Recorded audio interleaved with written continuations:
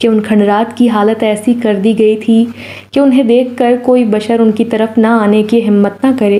سچ پوچھیے تو ایک نظر میں ہم سب بھی اس کھنڈر کو دیکھ کر سہم گئے تھے، لیکن بات پھر وہی تھی کہ اس سے پہلے بھی بہت سی ایسی جگہیں دیکھ چکے تھے، اسی لیے یہ حالت چند لمحوں تک رہی۔ اس کے بعد ہم سب نارمل ہو چکے تھے۔ کھنڈرات کی بوسیدہ حالت سے بخوبی اندازہ ہو رہا تھا کہ ضرور اس میں بھوتوں کا بسیرا ہوگا۔ وہاں چاروں جانب ایک عجیب سی پراسراریت اور نحوست کا راج تھا۔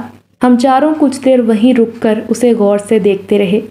پیدل چلتے رہنے کی وجہ سے ہمیں کچھ بھوک ستانے لگی، اسی لیے ہم نے فیصلہ کیا کہ کھنڈرات کے باہر رک کر کچھ دیر سستانے کے علاوہ پیٹ پوجا بھی کر لی جائے۔ لہٰذا ہم نے وہیں ایک صاف ستھری جگہ دیکھ کر بیگ سے چادر نکالی اور وہاں بچھا کر بیٹھ گئے۔ اپنے بیگوں سے کھانے پینے کی چیزیں نکال کر چادر پر رکھنے لگے۔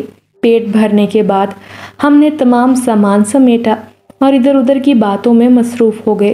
دراصل ہم آپس میں اس طرح گفتگو کر کے اپنا دھیان ان خوفناک کھنڈرات سے ہٹانا چاہتے تھے، ورنہ وہ ہمارے حواسوں پر سوار رہنے سے ہم سارا وقت دہشت زدہ ماحول میں ہی گزارتے۔ دوستو، چونکہ ابھی دوپہر ہو چکی ہے اور بہت جلد شام کے سائے اپنے پر پھیلائے ہر چیز کو ہی اپنے پروں میں چھپا لیں گے، اسی لیے اس سے پہلے کہ ہمیں ساری رات اسی جگہ جنگل کے بیچوں بیچ گزارنی پڑے، کیوں نہ اب ہم اس کام کو سر انجام دیں جس کے لیے ہم اتنی خواری کر کے کراچی سے یہاں پہنچے ہیں۔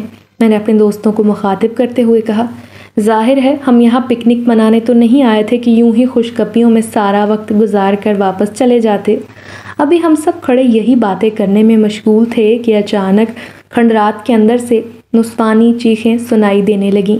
یوں لگتا تھا جیسے کسی نے اچانک ہی کسی عورت کو بہت اذیت ناک طریقے سے پیٹا ہو۔ جنگل کی خاموشی میں ظاہر ہے اس چیخ کی بازگشت کھنڈرات سے نکل کر باہر جنگل کے اندر تک گونج اٹھی تھی، اور پتہ نہیں اس چیخ میں ایسا کیا درد تھا کہ پھر دوبارہ کھنڈرات کے اندر سے یوں آوازیں آنے لگیں جیسے بہت سی بدروہیں مل کر بین کر رہی ہوں۔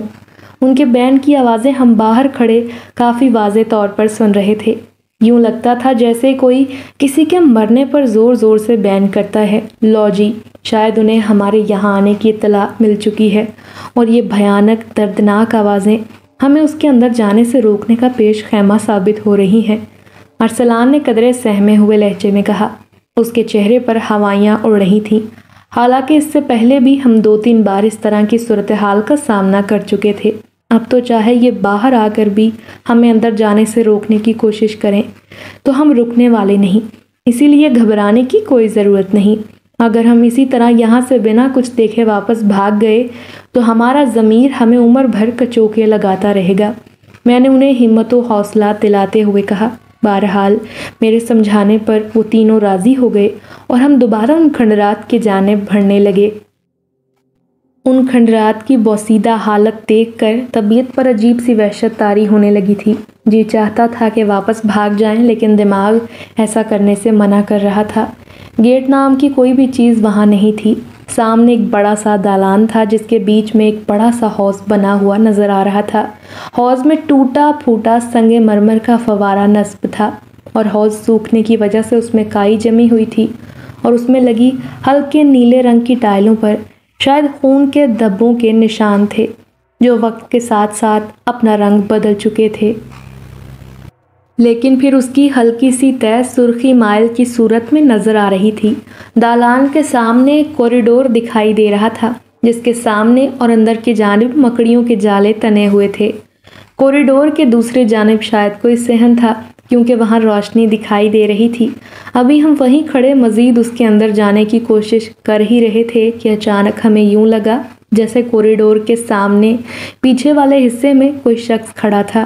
فاصلہ کافی زیادہ تھا اور سامنے کے رخ میں بڑے بڑے جالے لٹک رہے تھے، لیکن پھر بھی ہمیں دور کھڑا شخص دکھائی دے رہا تھا۔ شہر سے دور دراز ایک خطرناک جنگل میں بھیانک کھنڈرات میں وہ شخص آخر کر کیا رہا تھا؟ ارے وہ سامنے دیکھو، شاید کوئی شخص کھڑا ہمیں ہی دیکھ رہا ہے۔ توحید نے چونک کر ہماری توجہ اس جانب مبذول کرواتے ہوئے کہا۔ ہاں واقعی وہ تو کوئی شخص دکھائی دے رہا ہے۔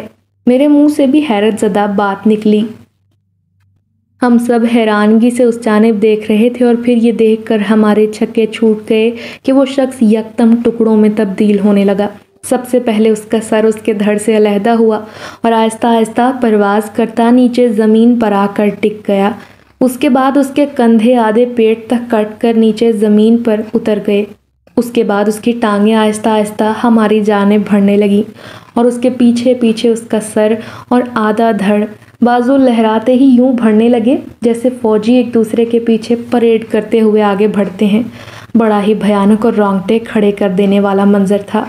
ہماری حالت تو یوں ہو گئی تھی جیسے ہمارے جسموں کا خون کسی نے نچوڑ لیا ہو۔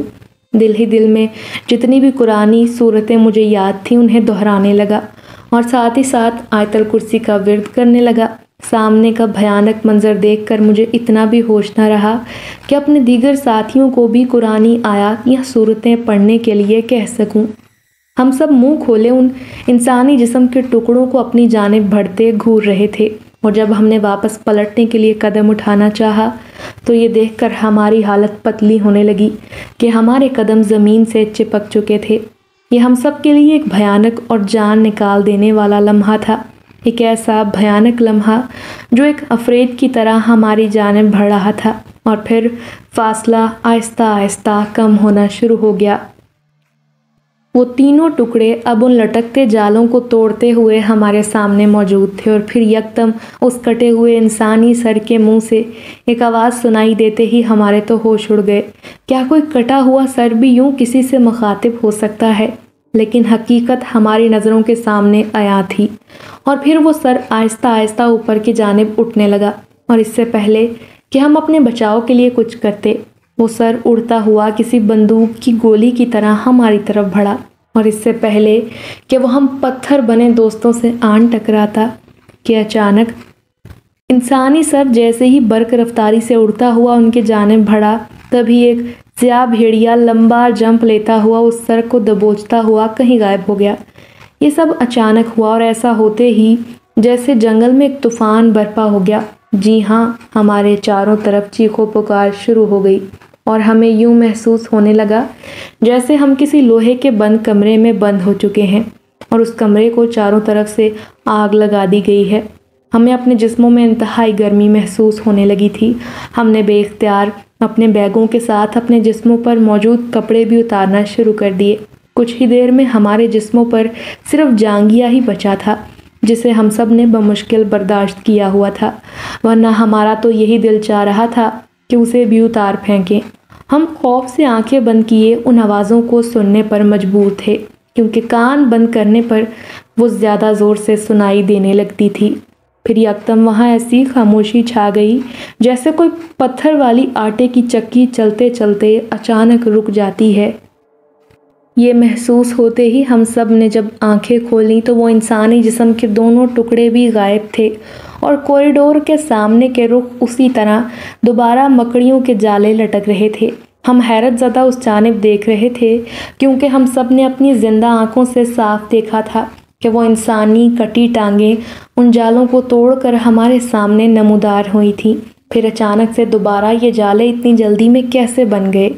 لیکن اس صورتحال کو دیکھ کر میں اپنے خدا کا شکر بجا لایا کہ شاید وہ خوفناک بھیڑیا خدا کی طرف سے بھیجی گئی کوئی مدد ہی ہوگی، ورنہ شاید اب تک ہم اس دنیا میں موجود نہ ہوتے۔ ہم سمجھ چکے تھے کہ ضرور ہمیں ان بھوتوں نے کوئی شعبدے بازی دکھائی تھی تاکہ ہم چاروں خوفزدہ ہو کر واپس لوٹ جائیں، لیکن اب کم از کم مجھے تو اطمینان تھا کہ الحمدللہ ہم سب مسلمان ہیں، اور میں نے اپنے قرآن کا کرشمہ اس وقت دیکھ ہی لیا تھا۔ اسی لیے مجھے اپنے اندر ایک عجیب سی طاقت محسوس ہونے لگی۔ خدا کی پناہ یار، آج تو مارے ہی گئے تھے۔ اتنا دہشت ناک منظر اس سے پہلے تو ہم نے کبھی نہیں دیکھا تھا، اور ہاں، یہ بات سمجھ میں نہیں آئی کہ یکدم وہ بھیڑیا کہاں سے نمودار ہو گیا تھا، اور ہماری جانب تیزی سے اڑتے ہوئے اس انسانی سر کو دبوچ کر وہ کہاں غائب ہو گیا۔ اور پھر جب میں نے انہیں بتایا کہ یہ سب ہمارے قرآن پاک کا کرشمہ تھا تو وہ سب بھی اللہ تعالیٰ کا شکر ادا کرنے لگے۔ اچھا، اب وقت ضائع کرنے کی بجائے ہمیں فوری طور پر ان کھنڈرات میں گھوم پھر کر جائزہ لینا چاہیے، تاکہ رات ہونے سے پہلے یا تو یہیں سکونت اختیار کرنی چاہیے یا پھر ان سے کہیں دور جا کر رات گزاری جائے۔ میں نے انہیں یاد دہانی کراتے ہوئے کہا، تاکہ ان سب کے ذہنوں سے یہ بات نکل جائے کہ ہم یہاں تفریح کے لیے نہیں بلکہ ان کھنڈرات کی اصلیت جاننے کے لیے نکلے ہیں۔ ہم احتیاط سے اس کوریڈور کے اندر چلنے لگے۔ جالے اسی طرح تنے ہوئے ہمارے راستے کی رکاوٹ بنے ہوئے تھے، لیکن ہم انہیں توڑتے ہوئے اندر گھستے چلے جا رہے تھے۔ کوریڈور پر گرد و غبار کی موٹی تہ جمی ہوئی تھی، جس پر چوڑے اور بھدے قدموں کے نشانات واضح دکھائی دے رہے تھے۔ ان قدموں کا سائز کم و بیش 1.5 فٹ لمبا تو ضرور ہوگا۔ یوں لگتا تھا جیسے کوئی لمبے قد کا انسان اس پر چلتا رہا ہو۔ Please like, comment and subscribe the channel Shehzad Khan Horror Stories and thanks for watching.